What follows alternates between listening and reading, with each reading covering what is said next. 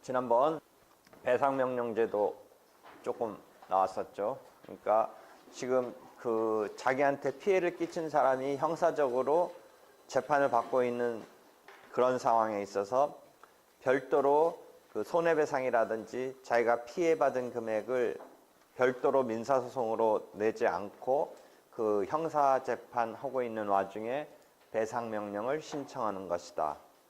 아무래도 별도로 내려면 뭐 인지때도 필요하고 자기 주장을 펼쳐야 되는데 형사적으로 지금 이 사람이 자기한테 손해를 끼친 사람이 범죄로서 지금 소송 중이니까 거기다가 인지때 같은 거 특별히 필요하지 아니한 채 그대로 배상명령 신청을 하면 되는 거지. 배상명령 제도는 소송 촉진 등에 관한 특례법에서 규율하고 있다.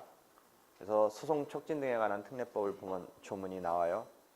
민사소송법 교과서에 설명은 되고 있고, 그래서 배상명령 절차란 법원이 직권 또는 피해자의 신청에 의해서 피고인에게 피고 사건의 범죄 행위로 인해서 발생한 손해의 배상을 명하는 절차를 말한다. 손해를 신속하게 처리하기 위한 제도이다. 형사소송 절차에 덧붙여서 배상 신청을 할 것인지 아니면 민사소송으로 낼 것인지는 뭐 선택해서 할 수는 있는 것이다. 그렇지만 신속하게 처리하기 위한 뭐 이런 제도가 있으니까 더더욱 시효 중단 자체가 배상명령 신청에도 소지기처럼 인정되니까 시효 기간이 짧은 경우라면 배상명령 신청하는 게 이제 급박하고 할 때 시효 기간이 짧은 손해배상에 있어서 그 시효 중단의 효력이 있으므로 배상명령 신청하는 것이 유용할 수 있겠다는 거죠. 가해자에 대한 형사 공판 절차에 있어서 해당 피고 사건의 범죄 행위로 인해서 발생한 직접적인 물적 피해 및 치료비, 손해 등등에 대해서 이제 배상명령을 신청할 수 있고, 유죄 판결과 동시에 배상명령을 선고할 수 있다. 유죄 판결 그 피고인에 대한 유죄 판결과 동시에 배상명령을 선고할 수 있다. 배상명령이 가능한 범죄는 모든 우리 형법에 있는 범죄 다가 되는 건 아닌데 이 사기, 공갈 뭐 이런 거는 된다라는 것이죠. 그래서 이렇게 해서 배상명령의 신청을 이제 하는 요 상황은 피해자는 1심 또는 제2심 공판의 변론 종결시까지, 그러니까 지금 가해자 형사처벌받을 상황에서 지금 소송되고 있는 사람의 그 사건의 변론 종결시까지, 2심 공판의 변론 종결시까지 손해배상을 신청할 수 있고, 인재 첩부는 필요하지 않고, 그 다음에 신청서와 상대방 피고인의 수에 상응한 신청서 부본을 제출한다. 민사소송으로 치면 피고에 해당하는 거죠. 상대방 피고인의 수에 상응한 부본을 제출한다. 그러니까 그 형사소송에서의 피고인이 이른 지금 손해배상에 있어서 피고에 해당하는 거니까. 배상명령은 유죄 판결의 선고와 동시에 하고, 확정된 배상명령은 이제 그걸 갖고 강제집행에 들어갈 수 있다. 확정된 배상명령은 집행을 할 수 있는 집행권한이 되는 거죠. 다만 기판력은 있지는 않다라는 거죠. 이거는 뭐 이렇게 서로 민사소송에서 변론에서 공방을 펼쳐서 결과로서 얼마 줘라 뭐 이런 과정이 있었던 건 아니니까 기판력은 없지만 집행을 할 수 있는 집행권한이 된다라는 거죠. 그래서 집행력 있는 민사 판결 정본과 동일한 효력이 있어서 이 배상명령이 확정되면 이걸로 그대로 이제 강제 집행을 들어갈 수 있고, 그다음에 그 금액에 대해서는 다른 절차에 의해서 손해배상을 구할 수는 없게 된다. 뭐 이런 설명까지 되어 있네요. 그래서 이렇게 배상명령에 대한 설명 이제 쭉 지금 배상명령 일반에 대해서 설명을 다시 한번 본 거예요. 제가 배상명령제도 조금 이야기했는데, 실제 배상명령 제도를 이용해서 자기의 피해 구제를 받으려면 어떻게 되는가 있어서 실제 신청서를 한번 봐보지. 이렇게 썼네. 뭐 기본 폼 대법원 사이트나 어디 법률구조공단 사이트 가면 있을 거야. 대충 이런 내용이 담기면 돼. 배상명령 신청서라고 제목. 여러분이 소장, 답변서 이렇게 제목할 때 뭐 그거는 가르쳐 주진 않지만 약간 이렇게 중앙에 배치하고 좀 이 본문 글씨 포인트보다는 좀 큰 포인트로 쓴다든지 뭐 이런 거야. 뭐 어차피 이것도 판단자한테 자기가 뭔가를 요청하는 거니까 판단자가 보기 좋게 해서 이렇게 제출해 주는 거지. 실제 용지 같은 거는 A4 용지를 쓴다든지 이런 뭐 기본적으로 소장 같은 거 이렇게 쓰라고 그 내부 규정에 있어. 그러니까 소장을 그럼 꼭 A4 용지 안 쓰고 나 뭐 다른 용지를 쓰면 어떻겠느냐. 그러면 좀 곤혹스러운데 거기에 A4 용지라고 쓰게 되어 있어. 하여튼 무슨 법원 기하. 보통은 이렇게 해서 제일 밑에 쓰기도 해. 뭐 답변서 같은 거 여러분 지금 써봤지만 그 재판부 앞으로 보낸다 라는 의미에서 마지막 쓰는데 여기는 지금 이 누구냐면 지금 자기한테 해를 끼쳐서 피해를 발생시킨 그 형사소송이 진행되고 있는 그 사람이 지금 형사소송을 받고 있는 그 법원을 여기다가 나타내 줘야겠지. 왜냐면 그 지금 형사소송, 형사 절차가 진행되는 이 법원에다가 자기가 아울러서 피해 배상을 신청하는 거니까 그 법원 기하. 사건 번호를 자기가 파악하고 있어야겠지. 고단은 형사 단독 사건이지. 가단, 가합은 민사에서 단독, 민사에서 합의인데 고단, 고합은 형사이지. 형사 2심은 그럼 뭐겠어? 노가 되지. 형사 대법원은 도가 되겠지. 그래서 이건 고단 사기 사건으로 지금 되어 있는데 이게 지금 법원 단계에 있는 거지. 검찰 단계에 있을 때는 또 이렇게 사건 번호가 형제 뭐 이렇게 해가지고 이렇게 추적을 해야 돼. 신청인이 김갑동이네. 이 피해 입은 사람이네. 그 다음에 이 사람한테 돈을 갖다가 편취했다든지 하는 이 범죄를 저지른 사람이 이병동인데 지금 어디 구치소에 재감 중이네. 여러분이 구치소 개념하고 실제 이제 형이 확정됐을 때 살고 있는 거 구별할 수 있겠어? 교도소하고 구치소하고. 구치소는 아직 확정이 안 됐을 거야. 안 됐을 때야. 그런데 이제 교도소는 확정됐을 때야. 그래서 서울에서는 서초동에서 이렇게 주로 이제 민사든 형사든 주로 움직이는데 어디에 구치소 있어? 여기 인덕원 가면 거기에 구치소가 있어. 인덕원 사거리에서 이렇게 왼쪽으로 가면 백운호수 쪽으로 가다 보면 있어. 교도소는 어디 있어? 조금 더 가서 안양 쪽으로 더 가서 교도소가 있어. 수감 중이네. 그 다음에 배상을 청구하는 금액은 200만 원이네.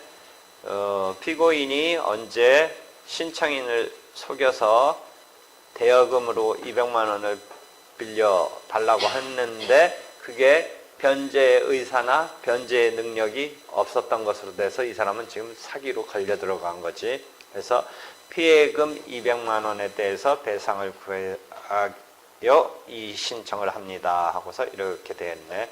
그 다음에 첨부 서류, 차용 증서 한 통 이런 식으로 그때 빌려주게 된 그 200만 원의 내용이 담긴 거지. 그렇지? 그래서 에빈이 이렇게 써서 냈지? 응? 그래서 에빈이한테 이제 그 가해를 일으킨 사람이 지금 형사재판을 받고 있는데 그때 공판기일 열린다라고 통지도 왔어. 그럼 거기 가서 이제 민사소송에 법정 가서 하듯이 거기 가서 그 사람 형사 지금 재판 받는 중에 가서 피해자로서 이제 배상명령 신청으로서 거기에 출석해서 뭐 얘기해야 되는데 반드시 뭐 출석하는 게 자기 주장을 확실히 하기 위해서 하는 건데 그때 공판 기일 통지가 왔는데 시험 때라고 그다음에 너무 멀기도 하고 그래서 사유서 내라고 했는데 이렇게 썼어? 써냈어? 그냥 안 갔어? 안 갔어? 그냥 사유서 냈어? 안 와도 돼. 낼 필요도 없대. 잘못하다 그냥 기각하면 어떡할라. 가서 확실히 너 피해 입은 걸 말을 해줘야지. 그래서 이렇게 쓰는 거네. 하나 떠보면 좀 아까 거는 조금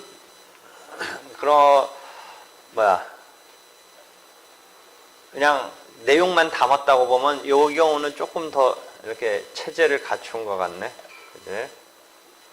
그래서 사건, 피고인, 배상 신청인, 신청 취지 아주 제대로 체제를 갖췄었네. 얼마야? 1,000만 원인가? 1,000만 원 및 언제부터 이 사람 이자까지 쳐서 받겠다고 하네.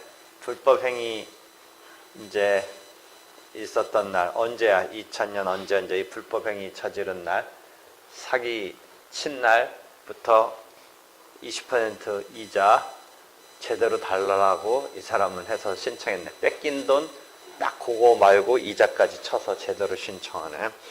그리고 뭔가 취지, 신청 취지, 신청 원인에서 제대로 이렇게 틀을 좀 갖췄네. 그래서 첨부 서류, 차용증, 사본하고 이렇게 해서 어디 지방법원, 형사맵부, 기중 이렇게 해서 이건 제대로 갖춰서 썼네.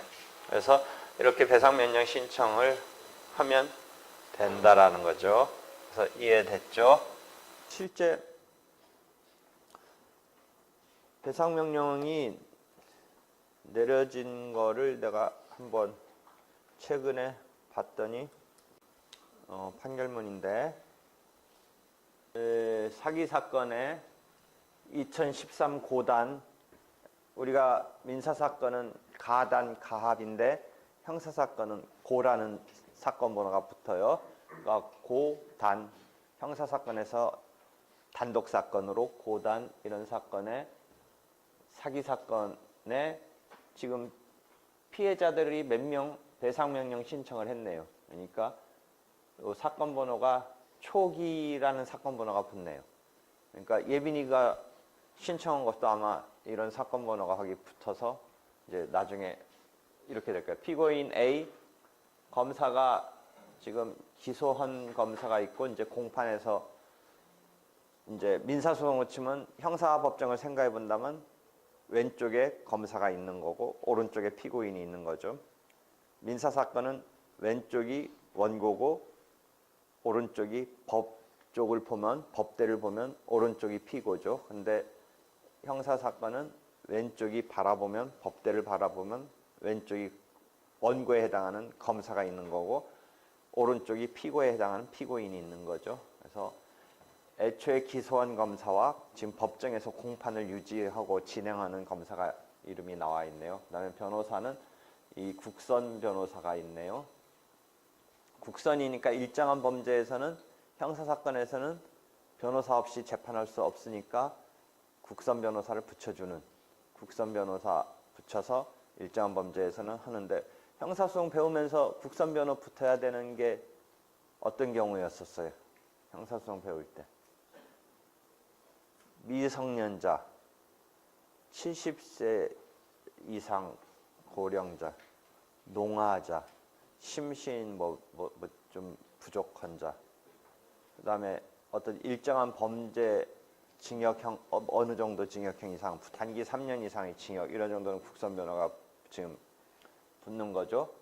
그래서 아예 국선 변호를 전문으로 하는 변호사가 처음에 만들었을 때 이제 얼마씩 주고 그렇게 한 달에 그 대신 일반 변호사 업무는 자기는 하지 말고 전담을 해라라고 해서 한 7, 8년 전인가 그런 제도를 전담으로 하는 국선 변호만. 그러니까 그 전에 국선 변호는 일반 변호사 중에 신청받아서 이렇게 해서 국선 변호가 붙어야 되는 사건한테 이렇게 로테이션으로 줬는데 한 7, 8년 전 언젠가부터 아예 국선만 전담으로 하는 이런 전담 변호사를 법원이 얼마씩 줬냐면 800만 원인가 600만 원 주고 사무실 유지도 할 수 있게 공동으로 쓸 수 있게 하면서 그 대신 한 달에 25건 정도의 이 형사 국선 전담만 해라.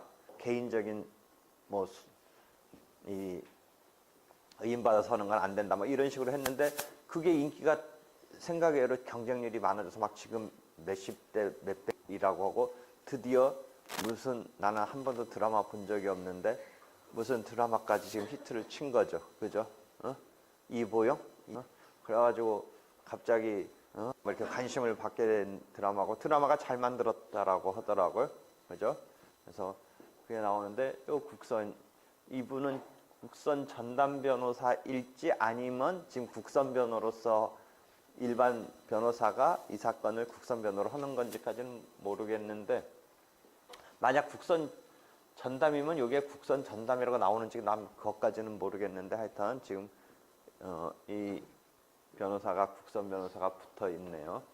그래서 요새 변호사들 막 여러 가지 사건 수임이 어렵고 하니까 그 경쟁률이 되게 높아요. 왜냐하면 800만 원 처음에 2년까지는 600만 원인가 하고 2년 지나면 이제 800만 원을 고정적으로 월급식으로 받으니까 자기가 뭐 사건을 막 어디서 유치해서 막 이렇게 하지 않고 다만 이제 형사 사건만 하니까 변호사로서는 사실은 민사 사건이 더 그거여야 되는데 형사 사건만 하니까 이제 나중에 이제 죽을 때까지 이렇게 한다면 모를까 이게 계속 하는 게 아니고 한 2년씩 계약해서 3차례까지 하고 뭐 다시 또 재계약을 뭐 한다든지 하는 거인데 나중에 이제 변호사로서 이제 독립적으로 활동할 때는 민사 사건에 대한 어떤 감각이나 이런 경험이 중간에 공백기가 있으니까 그런 점에 있어서는 조금 걱정이 된다라고는 하는데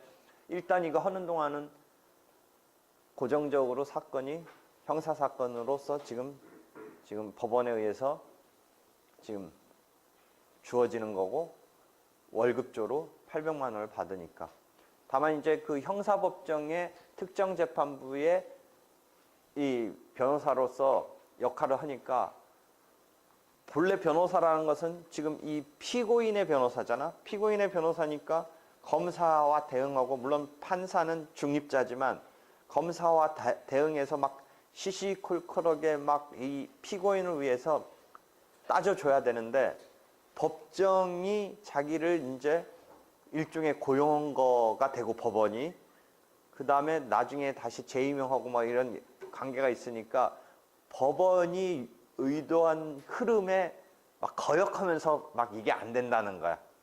그러니까 그냥 판단자는 판사하고 검사하고 지금 막 대칭돼서 싸워야 되는데 이 판단자인 판사가 이런 방향을 잡고서 했을 때 막 뻔히 예를 들어 이런 거지. 뻔히 뭐 뻔한 사실 갖고 괜히 따진다든지 이럴 수가 없는 거야.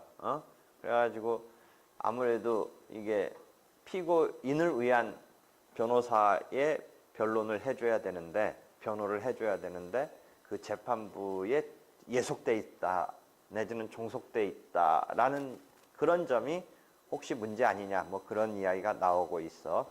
그래서 지금 아울러 이제 일반 국선은 뭐 개개 사건을 국선으로 하는 거니까 뭐 그런 개념이 없는데 그 국선 전담 변호사는 특정한 재판부에서 이 국선 변호사가 필요한 이런 사건을 지금 전적으로 맡아서 하는 거니까 그런 점이 있을 수 있다라고 그래.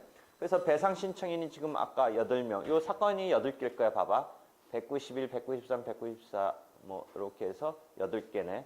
8명이 신청을 했네. 그래서 최근에 판결 선고가 했잖아. 그래서 피고인을 징역 3년에 처한다라는 그 범죄 행위에 대한 징역형이 있고 여기 보니까 B에게 편취금 2천만 원, C에게 편취금 8천만 원, D에게 6,500만 원, E에게 4천만 원, F에게 4천만 원, G에게 7천만 원, H에게 2천만 원, I에게 7천만 원을 각 지급하라. 위 배상 명령은 가집행할 수 있다. 그러니까 지금 이게 아직 형사사건에서 확정이 안 된 거니까 여기도 아직은 확정된 게 아니지만 가집행할 수 있도록 해주고 있네. 그래서 범죄 사실은 뭐 이 사람 과거의 전력이 있고, 그다음에 지금 범죄 사실은 뭐냐면 이제 결국은 띵겨서 삥 친 것 같네. 그래서 사기로 걸려들었네. 사기, 이제 투자금 사기 같은 상황인 것 같아. 그래서 뭐 투자해라 뭐 그래서 한다는데, 이 경우는 이제 결국은 그 분양 같은 게 안 된 것 같아. 하여튼 이렇게 돼가지고 지금 이게 배상 명령이